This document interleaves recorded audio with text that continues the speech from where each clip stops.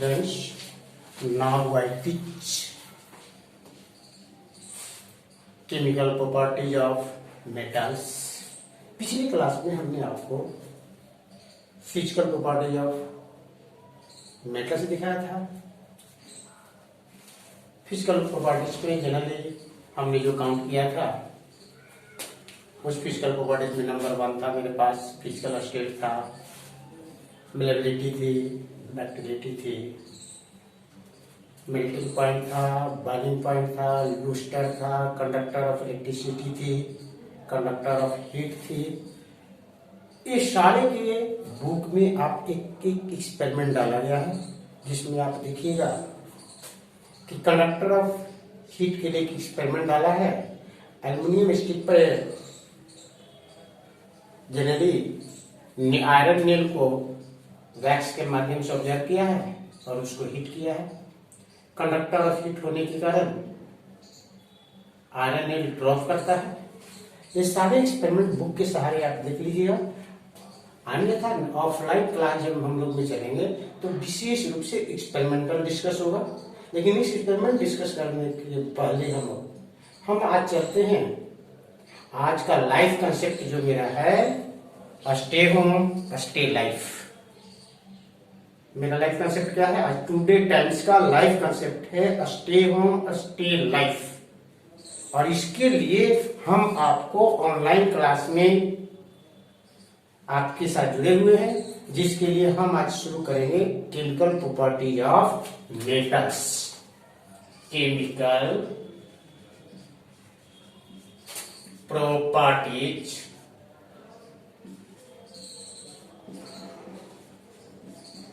of metals only for discuss for chemical properties metals। हमने कहीं पीछे से पढ़ के आ रहे हैं क्लास 9th में एंड्स, और उस एंड के फॉर्मेशन में हम लोग कहीं पढ़ा है कि मेटल्स का टेंडेंसी लॉस ऑफ इलेक्ट्रॉन का है और उस लॉस ऑफ इलेक्ट्रॉन के आधार पर उनकी टेंडेंसी टू एक लिस्ट की तैयारी करते हैं। और एक लिस्ट तैयार करने के बाद हमें एक सीरीज मिलती है, जिस सीरीज को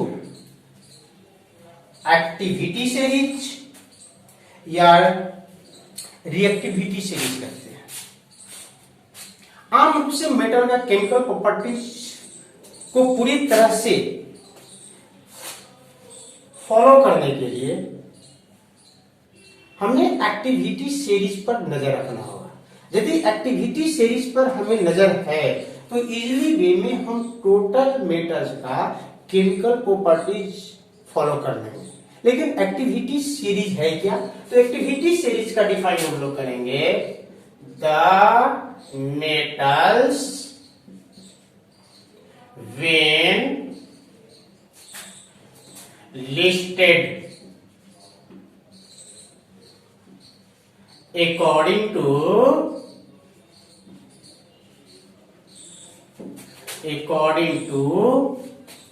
electrons या electron releasing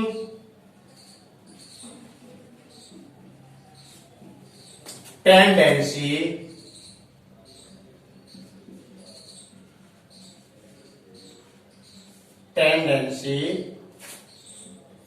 the list is called activity series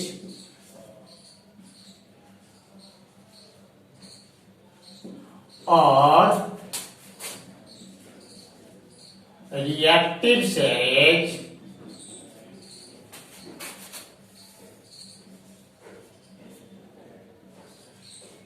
reactive series. हमें दिखा रहे हैं द मेटल व्हेन लिस्टेड, हमको उसको लिस्टेड कर देना है according two electron releasing tendency. The list is called activity series और reactive series.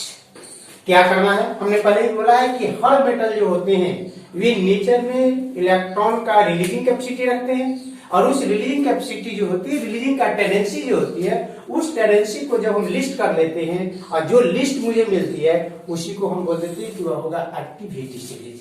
Activity series of metals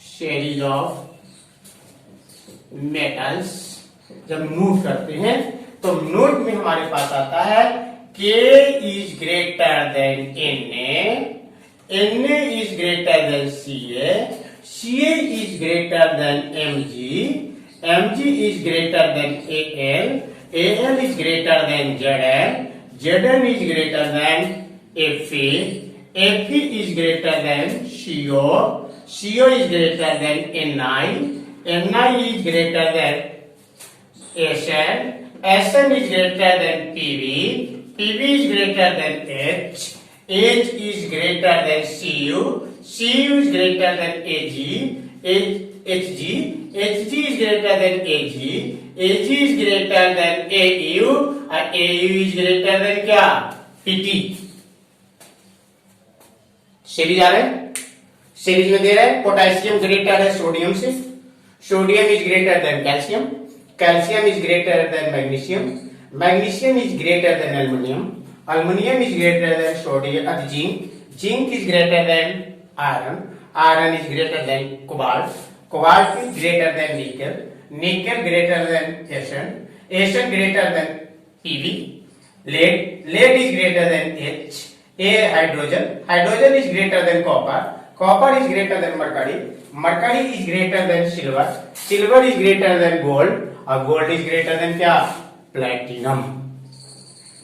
लेकिन सवाल एक प्रश्न उठती है कि हम activity series of metals show कर रहे हैं, लेकिन नोटेड एक एलिमेंट ऐसा जो है वह हाइड्रोजन जो नॉन मेटल है। जनरल हमने कहा है कि when have the outer most electron 1 2 3 call करेंगे कि क्या? मेटल्स होगा।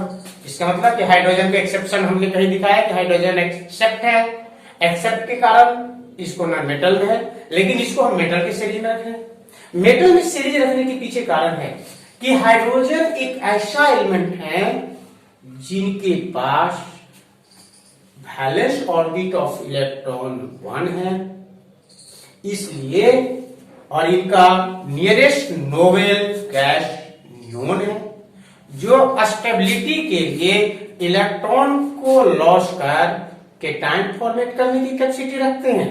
आज केटाइन जब फॉर्मेट करते हैं तो नेचर टू मेटल्स को कन्वर्शन कर देते हैं, इसलिए हम इसको हाइड्रोजन को भी सीरीज में रखा गया है। लेकिन यदि रिएक्टिविटी सीरीज पर मेजर डालते हैं तो रिएक्टिविटी सीरीज में आम रूप से मेटल कॉपर है, मरकरी है, सिल्वर है, गोल्ड है और प्लेटिनम है। इनसे रिएक्टिविटी ज्यादा दिखाता है हाइड्रोजन को। और ऑफलाइन क्लास में हमने आपको सिखाया था मेटल का एक्टिविटी सीरीज करने के लिए हम कोई रटेंगे नहीं, हम स्लोगन के माध्यम से तैयार रहेंगे। स्लोगन के तहत हमने बोला था आपको सिखा रहे काना काना का मांग अल्जन फेकोनी फेकोनी सिंदूर पीवीएच और इतने टर्म को हम सिखाए थे कुहप्पा। क्या सिखाए थे? कुहप्पा। यानी हमें इस स्लोगन टाइप पर याद रखना है काना का मांग अर्जन फेकोनी सिंदूर पीवीएच कुहप्पा। इतने मेंबर को हम रखते हैं कुहप्पा को, जो शॉर्ट फॉर्म में हम लिख देते हैं कुहप्पा।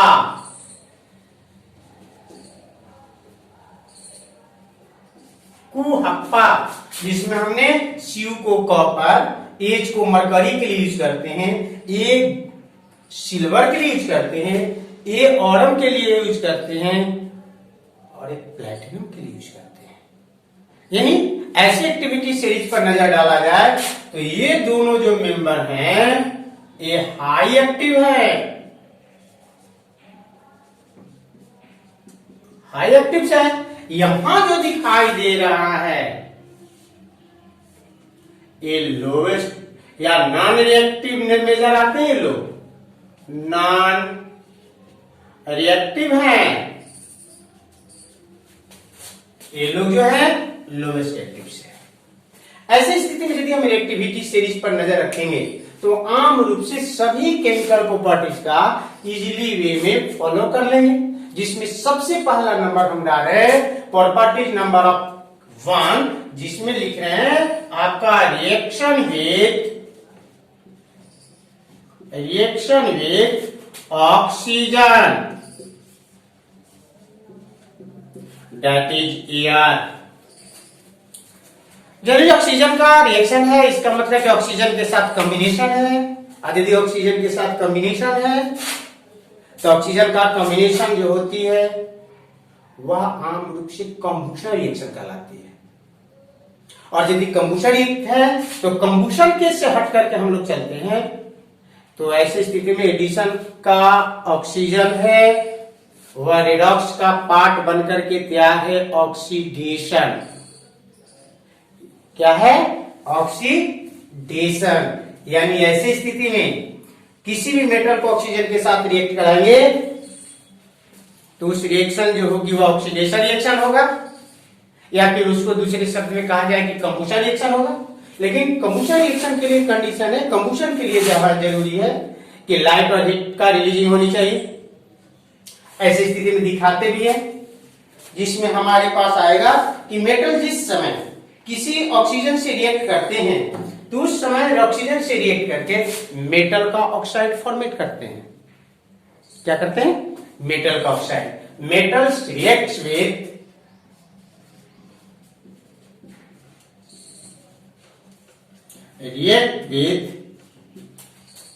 Oxygen as to air.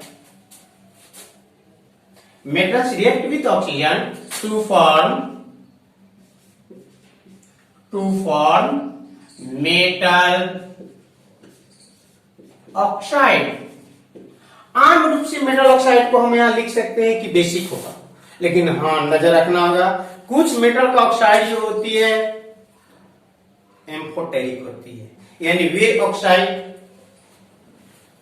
जो एसिडिक और बेसिक दोनों का नेचर शो करता है उसको हम बोलते हैं एम्फोटेरिक ऑक्साइड। लेकिन आम रूप से टोटल मेटल का ऑक्साइड जो होगा वह बेसिक होगा। लेकिन हमने आप एक बात को बोला है, केमिस्ट्री कभी भी आपको एक्सेप्शन नहीं छोड़ेगा, आपको एक्सेप्ट लेकर के चलना ही होगा। एक्सेप्ट के रूप में दो ऐसे ऑक्साइड्स हैं जो नेचर में एसिडिक होंगे, आम रूप से क्रोमियम का ऑक्साइड होगा और मैग्नीज का ऑक्साइड होगा। इसका मतलब हमने दिखा है कि metal react with oxygen to form metal oxide that is basic. क्या होगा? नेचर टू बेसिक होगा। लेकिन हाँ हमने यहां बोल रहे हैं कि एक्सेप्ट भी होगा, एक्सेप्शन केमिस्ट्री कभी भी नहीं छोड़ती है।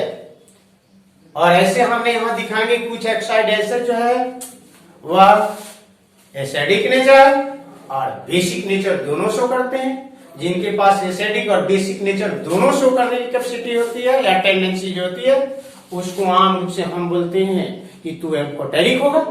लेकिन हम ये भी बोल रहे हैं कि कुछ ऑक्साइड मेटल ऐसे हैं जो एसिडिक्स है, और एसिडिक्स में हम आपको बताते हैं कि दो ऑक्साइड जो है वह एसिडिक्स हैं, जो आपको एक क्रोमियम का ऑक्साइड है और दूसरी मैग्नीज का ऑक्साइड है। लेकिन वे एसिडिक नेचर क्यों शो करते हैं इसके डिस्कस आप आगे की ओर जैसे ही बढ़ेंगे आपको ये दिखाई देना शुरू कर देगा कि ये लोग एसिडिक नेचर की ओर क्यों करते हैं। यानी डैट के रूप में शो कर दें हम लोग, that is metal plus oxygen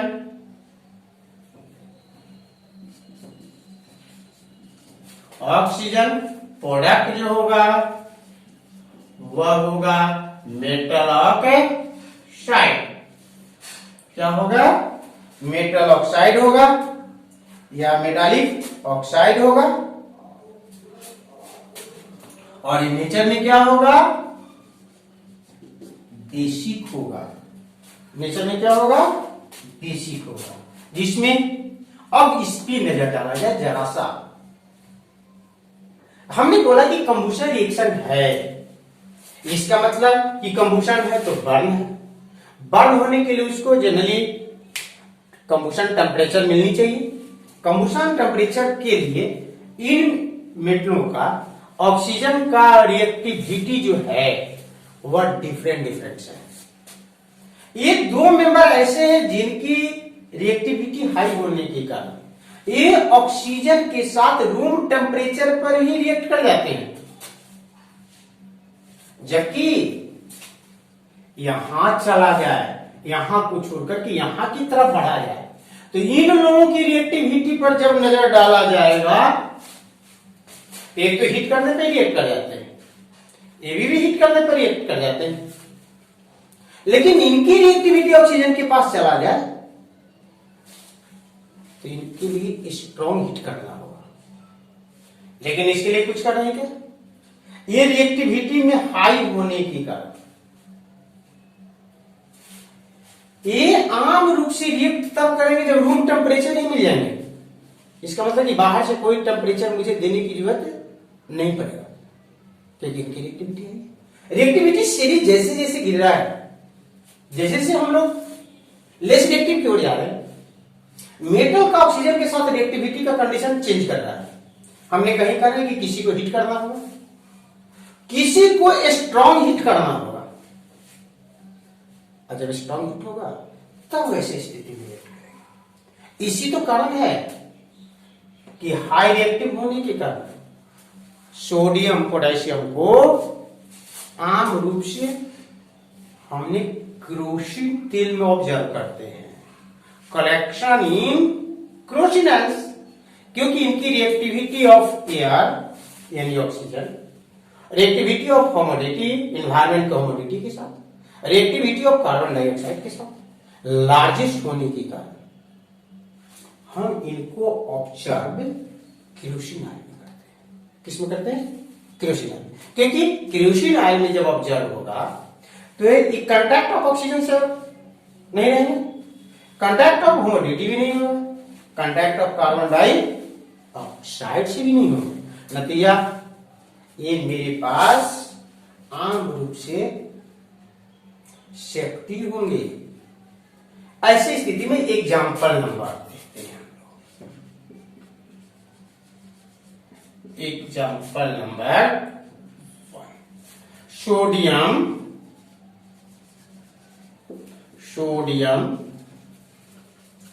react with oxygen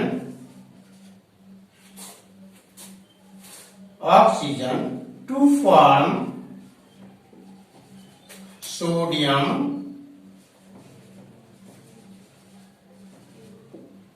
oxide। क्या दे रहे? Sodium reacts with oxygen to form sodium oxide. Reaction area में आ रहा है तो मेरे पास सोडियम आ रहा है, और कौन रिएक्टिंग एरिया में आ रहा है? इसका मतलब ऑक्सीजन आ रहा है, यानी इस रिएक्शन का रिएक्टेंट मेंबर जो है वह सोडियम और ऑक्सीजन। फॉर्मेट कौन हो रहा है? तो फॉर्मेशन जो प्रोड्यूस हो रहा है वह सोडियम ऑक्साइड हो रहा है। हमने केमिकल इक्वेशन को नोट करने के लिए हमने रिएक्टेंट और प्रोडक्ट का सैंबल यूज करते हैं। सैंबल में सबसे पहले हमने यूज कर रहे हैं वह है सोडियम। ये स्टेट में सॉलिड होते हैं, पीछे दिन में गए, लेकिन हमने बोला है कि स्टेट में सॉलिड होंगे लेकिन सॉफ्ट होंगे, इनकी डेंसिटी भी लोवेस्ट होगा, इसीलिए तो नाइफ से कट कर ले सकते हैं इसको हम, जबकि अदर मेटल को नाइफ से कट करने की स्थिति में नहीं होते, यानी हार्डनेस ज्यादा होती है, डेंसिटी क्या होती है? हाई होती है। ऑक्सीजन जो है नॉन मेटल है, इसलिए एनवायरमेंट में गैसेस स्टेट में स्टेट शो कर देंगे हम लोग जी। रिएक्ट्स के बाद फॉर्मेट हो रहे हैं वो हो रहे हैं सोडियम मोनोऑक्साइड।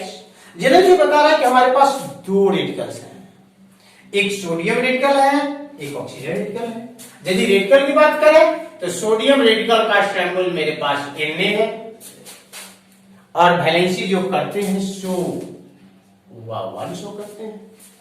ऑक्साइड जो है उनकी सैंबल आते हैं रेडिकल का वो जो वैलेंसी 2 शो करते हैं। और हमने बोला कि किसी 9th में हम जब चल रहे थे तो हमने सिखाया था कि मोलेकुलर फॉर्मूला लिखने के लिए तो उस मॉलिक्यूल के दोनों रेडिकल के सिंबल को नियरेस्ट नोटेशन कर वैलेंसी का इंटरचेंजिंग कर देते हैं। यदि वैलेंसी का इंटरचेंजिंग में तो 3 कंडीशन दिया था कि वैलेंसी यदि 1 इंटरचेंजिंग के टाइम पे तो इसको नोट मत करना। यदि वैलेंसी दोनों का इक्वल है तो इंटरचेंजिंग नोटेशन नहीं होगा। तीसरी चीज क्या है कि यदि कोई रेडिकल मिक्सचर रेडिकल्स है तो उस रेडिकल पर वैलेंसी नोट करने के लिए हम स्मॉल ब्रैकेट का यूज करते हैं और वैलेंसी को राइट साइड में डाउन पार्ट पे नोट कर देते हैं। तीसरी चीज, चौथी और एक कंडीशन बताया कि यदि दोनों का वैलेंसी नोट हो गया और वैलेंसी नोट होने के बाद यदि वैलेंसी कॉमन फैक्टर खड़ा है तो कॉमन फैक्टर को आप कर लेते हैं। यानी ऐसी स्थिति में हमको नोट करना होगा, वैलेंसी का इंटरचेंजिंग करेंगे तो वैलेंसी का इंटरचेंजिंग में आएगा तो बनेगा Na2O। इसका मतलब प्रोडक्ट्स में मेरे यहां बन रहे हैं Na2O। लेकिन हमने ये भी बोला है कि अर्लियर कंडीशन के अनुसार किसी भी केमिकल रिएक्शंस का रिएक्टेंट और प्रोडक्ट का फिजिकल स्टेट शो नहीं करते थे, लेकिन आज हम लोग उसको फिजिकल स्टेट भी शो कर देते हैं। ऐसी स्थिति में फिजिकल स्टेट क्या होगा? तो हमने कहीं आपको बताया है कि किसी भी मॉलिक्यूल्स का कंपोनेंट्स ऑफ एटम मेटल और नॉन मेटल है तो उनकी बॉन्ड ऑफ नेचर आयनिक होने के कारण स्टेट में सॉलिड होगा। लेकिन फर्स्ट यूनिट में हमने बोला है कि इक्वेशन जो होती है वह generally law of mass of conservation को सेटिस्फाई करने के लिए हम बैलेंस इक्वेशन को सहारा लेते हैं। बैलेंस इक्वेशन का सबसे बढ़िया कंडीशन हम आपको शायद सिखाया था कि किसी भी केमिकल इक्वेशंस में सबसे पहले कंपाउंड मॉलिक्यूल का बैलेंस करते हैं। कंपाउंड मॉलिक्यूल में भी उस मॉलिक्यूल को पहले बैलेंस करते हैं जिनके एटम ऑड होते हैं और उसको इवन बना लेते हैं। एलिमेंट मॉलिक्यूल का बैलेंसिंग सबसे लास्ट में। अभी के कंडीशन में देखा जाए element molecule, compound molecule.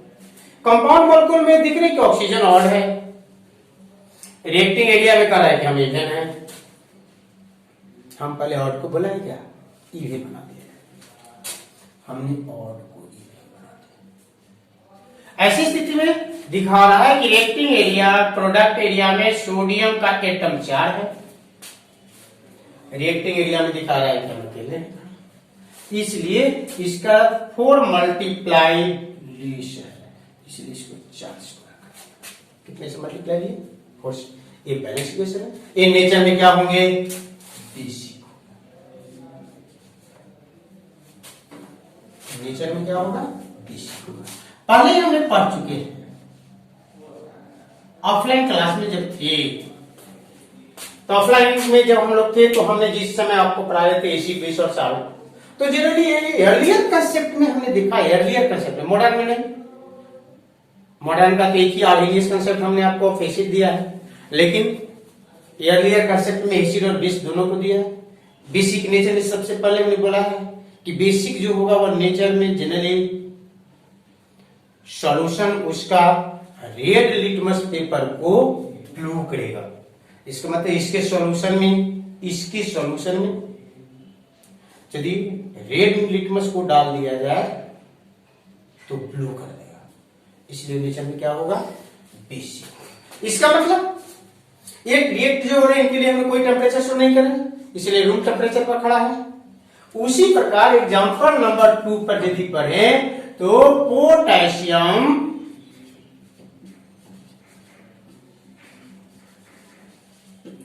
reacts with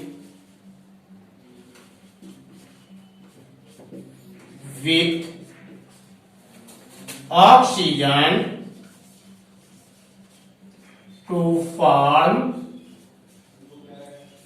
potassium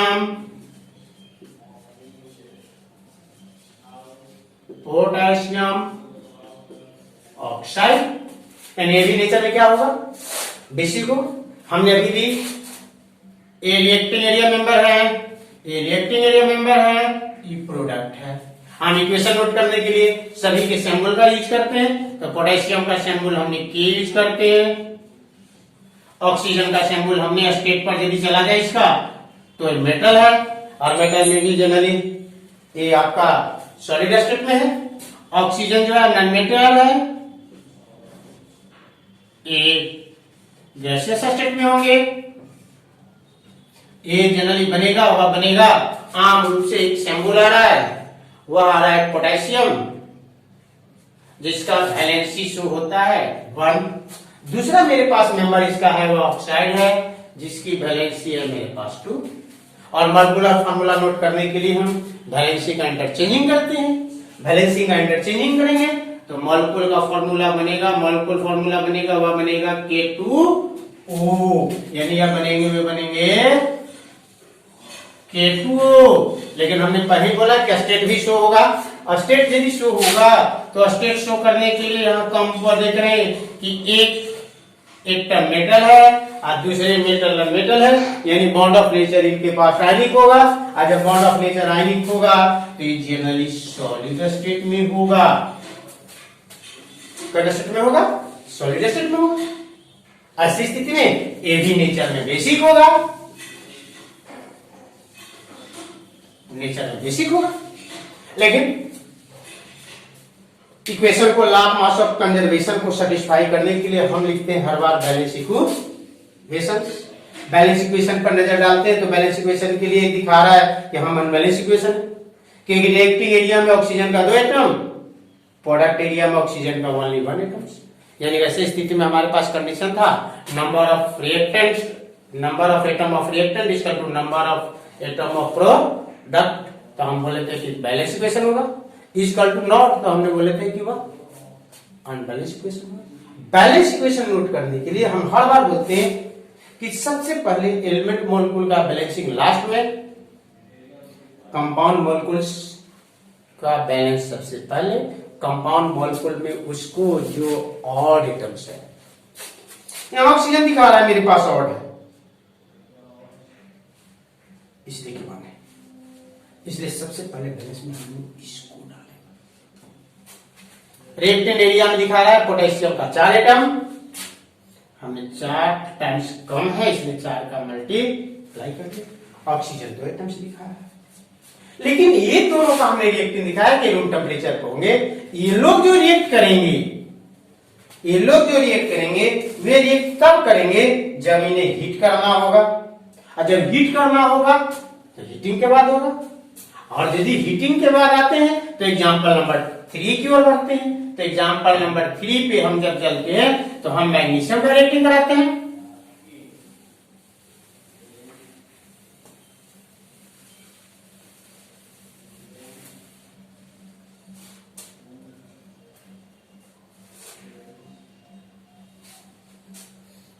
example number 3,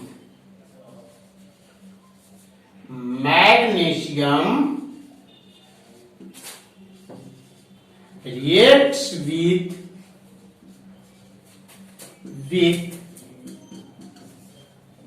oxygen on heating। देखिए कंडीशन लग गया, on heating to form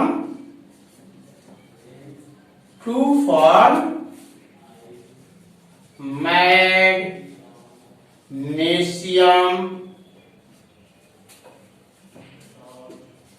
oxide. लेकिन पहले बोला है कि जो रिएक्शन हम लोग अभी देख रहे हैं वह जनरली कंबुशन रिएक्शन आ रहा है, तो कंबुशन रिएक्शंस में लाइट और हीट जरूर ऑब्जर्व होगा। और इस समय हमने कहीं पर क्या है कि जब मैग्नीशियम बर्न इन ऑक्सीजन होती है तो उस समय डार्जिलिंग लाइट आती है, डार्जिलिंग या डायजी लाइट आती है और वह व्हाइट होती है। इस समय यदि इनकी इक्वेशन नोट कराई जाए तो रिएक्टिंग एरिया में मैग्नीशियम है, दूसरा ऑक्सीजन है, प्रोडक्ट एरिया में खड़ा है, वह है मैग्नीशियम ऑक्साइड। यदि मैग्नीशियम ऑक्साइड है तो मैग्नीशियम भी फिजिकल स्टेट में सॉलिड है।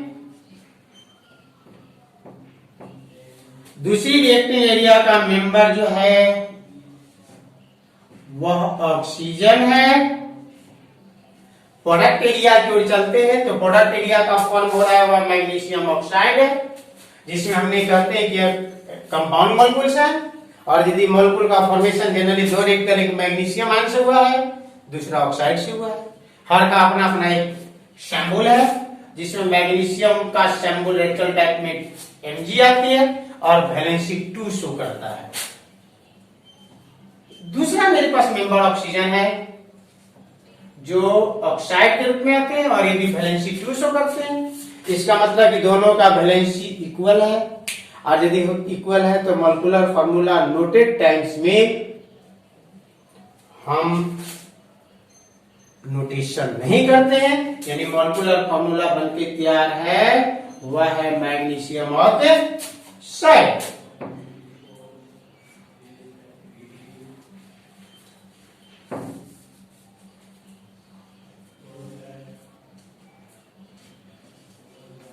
Magnesium oxide nature of sorry state पर नजर डाला जाए तो यानिक नेचर का होगा, इसलिए सॉलिड होगा। और ये भी जनरली बेसिक होगा। लेकिन अभी इक्वेशन नोटेट कर दी जाए, लैंग्वेज नोटेट नहीं की जाए। तो लैंग्वेज नोटेट में हमको लैंग्वेज नोटेट नहीं हो रहा है, इक्वेशन बाय नोटेशन कर रहा है, तो कंडीशन है हीट कर देगा। जबकि सोडियम पोटेशियम का दिखा रहे थे कि नहीं, वह रूम टेम्परेचर पर होगा, कोई हीट करने की जरूरत नहीं होगी, कोई बाहर से टेम्परेचर देने की जरूरत नहीं होगा। विदाउट बाहर से टेम्परेचर लिए हुए केमिकल रिएक्शन का काम कर जाएगा। लेकिन ये के जब हीट करेंगे इसको, इसलिए कंडीशन जो होगा वह कंडीशन में दिखा रहे हैं कि ऑन हीटिंग होगा। लेकिन ऐसी स्थिति में हमारे पास केमिकल प्रॉपर्टी नंबर 3 पे तो हम बताते हैं कि रिएक्ट तब करते हैं जब इन लोगों को स्ट्रॉन्ग हीट कराई जाती है। कौन हीट कराई जाती है? स्ट्रॉन्ग हीट होती है। तो स्ट्रॉन्ग हीट में हम दिखाते हैं example number 4।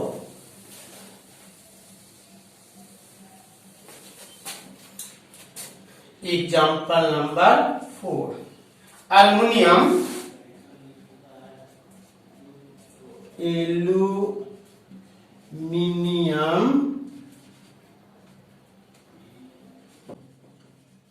reacts with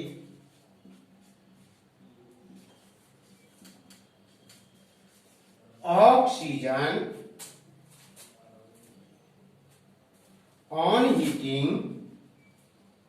Aluminum reacts with oxygen on heating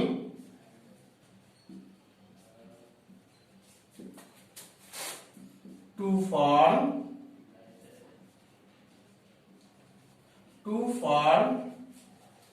aluminium oxide. इसका मतलब कि एल्युमिनियम को ऑक्सीजन के साथ रिएक्ट करा है, लेकिन ऑक्सीजन के साथ रिएक्ट करा रहे हैं तब जब ये जनरली हीट कराई जा रही है तब। और ऐसी स्थिति में फॉर्मेट जो हो रहा है वह है एल्युमिनियम ऑक्साइड, यानी रिएक्टिंग एरिया का मेंबर एल्युमिनियम ऑक्सीजन, प्रोडक्ट के रूप में आ रहा है वह आ रहा है एल्युमिनियम ऑक्साइड। यानी केमिकल इक्वेशन नोटेशन करने के लिए रिएक्टिंग एरिया में पहले मेरे पास एल्युमिनियम आ रहा है जिसका स्टेट मेरे पास सॉलिड होगा। दूसरा रिएक्टिंग एरिया का मेंबर मेरे पास ऑक्सीजन है जो गैसियस स्टेट में होगा। प्रोडक्ट में मेरे पास जब आएगा वह जनरली एल्युमिनियम ऑक्साइड है। इसका मतलब कि कंपाउंड मॉलिक्यूल्स है। एक कंपाउंड मॉलिक्यूल में दो रेडिकल है, एक रेडिकल मेरे पास एल्युमिनियम है, दूसरी ऑक्साइड है। एल्युमिनियम का नोटेशन Al से वैलेंसी 3 शो करता है। दूसरी मेंबर मेरे पास ऑक्साइड है जिसकी वैलेंसी 2 है। मॉलिक्यूलर फॉर्मूला नोट करने के लिए हमने वैलेंसी का इंटरचेंजिंग करेंगे। आज जब वैलेंसी का इंटरचेंजिंग करेंगे तो मॉलिक्यूलर फॉर्मूला बन के तैयार होगा Al2O3, यानी कंपाउंड बना वह बना Al2O3। और हमने यहां दिखा रहे कि स्टेट जो बनेंगे उस स्टेट में एक मेटल है एक नॉन मेटल है, इसका मतलब कि स्टेट ऑफ सॉलिड होगा। क्या होगा? सॉलिड होगा। जब सॉलिड होगा तो फिर हमने इक्वेशन को बैलेंस का सहारा लेंगे। अनबैलेंस इक्वेशन दिखा रहा है, रिएक्टिंग एरिया में एल्युमिनियम का एक ही एटम्स है, प्रोडक्ट एरिया में एल्युमिनियम का दो एटम्स है। ऑक्सीजन का रिएक्टिंग एरिया में 2 एटम्स है, प्रोडक्ट में 3 है। हम क्या करते हैं, हर बार इस बात को हम सहारा आपको दे रहे, या हर बार हम इस बात को याद करा रहे हैं कि किसी भी इक्वेशन को, केमिकल इक्वेशन को जब बैलेंस करना हो तो बैलेंस में सबसे सहारा पहले लेना कि कंपाउंड मॉलिक्यूल का बैलेंस सबसे पहले, और उस कंपाउंड मॉलिक्यूल में भी उसका पहले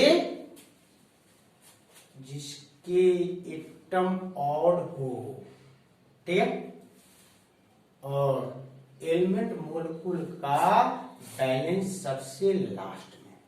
ए हमारे दिखा रहे हैं एलिमेंट मॉलिक्यूल, ये दिखा रहे हैं कंपाउंड मॉलिक्यूल। हमने भी जब ऑफलाइन में क्लास में थे तो हमने क्लास 9 में बताए थे कि यदि होमोन्यूक्लियस ऑफ मॉलिक्यूल्स है, होमोन्यूक्लियस एटम मॉलिक्यूल्स हैं, तो उसको हम लोग काउंट कर लेते हैं कि वह एलिमेंट मॉलिक्यूल है।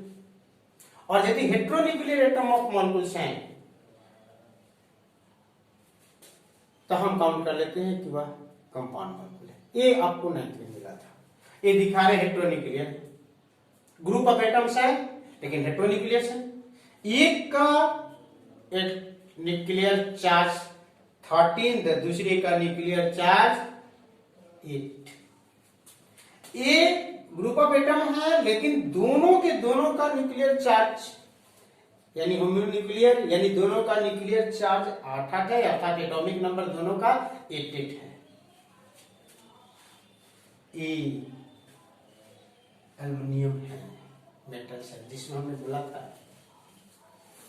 कि एटॉमिसिटी पर जब काउंट कराई जाएगी तो नॉन मेटल का एटॉमिसिटी जो होती है बाई होती है, ट्राई, टेट्रा, पॉली सब कुछ भी होते हैं, जिसमें आपको कहीं मिलेगा ऑक्सीजन डायटोमिक है, ओजोन ट्राइटोमिक है, सल्फर एटोमिक यानी एसिड पॉलीएटॉमिक है। लेकिन मेटल जितने भी हैं जिसमें हमने बोले कि उनके मेटल का मेटालिक बॉन्ड काम करती है, और मेटालिक बॉन्ड होने के कारण इनकी वेपर स्टेट पर जब काउंट करते हैं तो इस समय इनकी एटॉमिसिटी 1 काउंट होती है, इसलिए इसकी एटॉमिसिटी 1 ही नोट करते हैं कभी भी मेटल पर दिख रहे हैं। ऐसी स्थिति में इसलिए इसका एक एटम है, यहां 2 एटम है। बैलेंस करने के लिए हमने पहले इसको शब्द को लास्ट में, पहले बैलेंसिंग कंपाउंड मॉलिक्यूल का, ये देख रहे हैं कि हमारे पास ऑड है ऑक्सीजन एटम, रिएक्टिंग एरिया में इवेन है, तो मेरा पहला बनता है कि ऑड को इवेन बनाए। इसका मतलब इसको 2 का मल्टीप्लाई मिले। जब 2 का मल्टीप्लाई मिले तो ऑक्सीजन 3 टाइम कम है, 3 टाइम कम है मल्टीप्लाई में, तो 3 टाइम इसको मल्टीप्लाई कर देते हैं। ऑक्सीजन 4 टाइम कम है, अच्छा सॉरी क्लोरीन 4 टाइम कम है, इसलिए 4 का मल्टीप्लाई कर। इस आधार पर हमने एल्युमिनियम नंबर चलते हैं 5 में हम देते हैं zinc,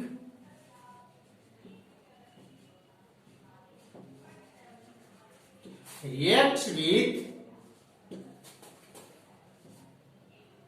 oxygen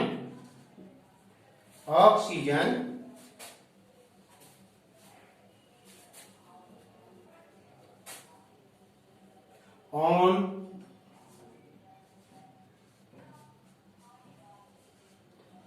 strong heat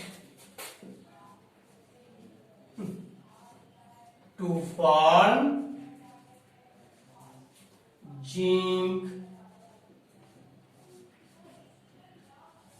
oxide. ठीक है, स्ट्रॉन्ग हीट की ओर से यहां सिर्फ हीट देने की बात आ रही थी, हमने छुटा हुआ है, इसको हीट करने की बात आ रही कि जब इसको हीट करेंगे तो यह रिएक्ट करेगा। सोडियम पोटेशियम नॉन हीट में कर रहा था, जब हीट करने की जरूरत नहीं इसलिए रूम टेम्परेचर मिला। यदि रिएक्शन का जब हम इक्वेशन नोट करेंगे तो रिएक्टिंग एरिया में एक जिंक है, दूसरी ऑक्सीजन है, प्रोडक्ट एरिया में मेरे पास जिंक ऑक्साइड्स है। जिंक का सिंबल मेरे पास Zn है जो स्टेट में सॉलिड है, प्लस दूसरा है रिएक्टिंग एरिया में वह खड़ा है ऑक्सीजन जो गैसियस स्टेट में है। हमने अभी बोला है कि डायटोमिक्स होते हैं। रिएक्टिंग एरिया के बाद प्रोडक्ट में चलते हैं, प्रोडक्ट एरिया में तब प्रोडक्ट के रूप में आ रहे हैं वह जिंक ऑक्साइड है। यदि मॉलिक्यूल फार्मूला पर यदि विचार करें हम लोग तो मॉलिक्यूल फार्मूला में हमें मिल के आ रहा है, दो यहां रेडिकल है मेरे पास, एक रेडिकल जिंक है जिनका सिंबल Zn है।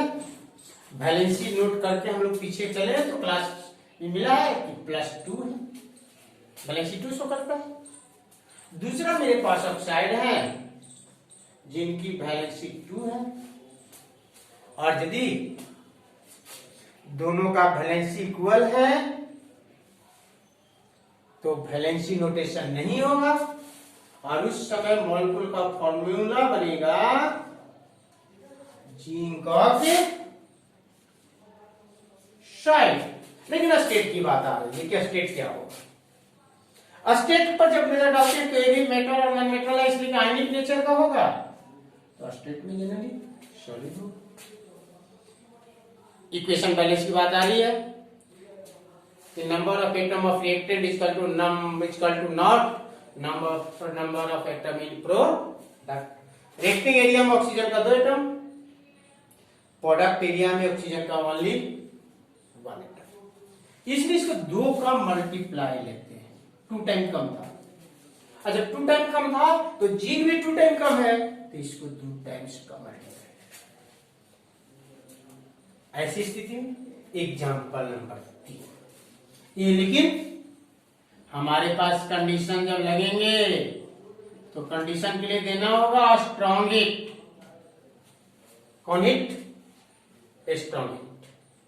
जबकि सोडियम रूम टेम्परेचर पर, पोटेशियम भी रूम टेम्परेचर पर, मैग्नीशियम को थोड़ा सा हीट किए थे, अल्युमिनियम को भी थोड़ा सा हीट किए, हमने जिंक को स्ट्रॉन्ग हीट की ओर जा रहे हैं, आयरन को भी जिंक हीट की ओर जाना पड़ेगा।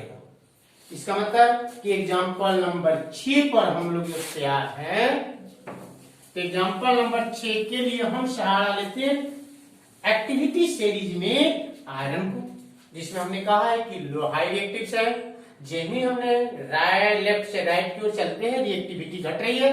रिएक्टिविटी में हम दिखाए थे कि कंडीशन का लगेगा कि ये मेंबर स्ट्रॉन्ग हीट के साथ रिएक्ट करेगा, ये मेंबर हीटिंग के साथ, ये मेंबर जो होंगे वह रूम टेम्परेचर पर ही रिएक्ट कर जाएंगे। यह प्रॉपर्टीज नंबर मेरे पास 6 आ रहा है, जिसमें लिखेंगे iron reacts with oxygen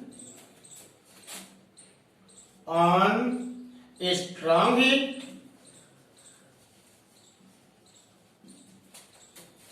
to form iron oxide। इन ऐसी स्थिति में जब नजर डालेंगे तो मेरे पास आएगा वह होगा रिएक्टिंग एरिया में आयरन, दूसरा ऑक्सीजन, प्रोडक्ट एरिया में जो आएगा वह आएगा आयरन ऑक्साइड। यानी केमिकल इक्वेशन नोट करने के लिए यदि हम सहारा लें तो मेरे पास आएगा स्टेट में आएगा मेरे पास solid oxygen gas to form ferrous oxide solid state में। जनरली है क्या सॉलिड स्टेट में। और ऐसी स्थिति में सारे के सारे नजर आएंगे, क्या आएंगे, वह बेसिक आएगा। क्या आएगा, बेसिक आएगा। हम आगे चलेंगे तो अगले क्लास में डिस्कस करेंगे कि अल्काली क्या है, एम्फोटेरिक ऑक्साइड क्या है, और कौन सा ऑक्साइड जो है वह मुख्यतः एसिडिक होगा। एम्फोटेरिक ऑक्साइड क्यों होंगे, उनके कुछ एग्जांपल के सहारे हम आपको क्लियरेंस देंगे। आज की क्लास इतनी ही होगा। Thank you.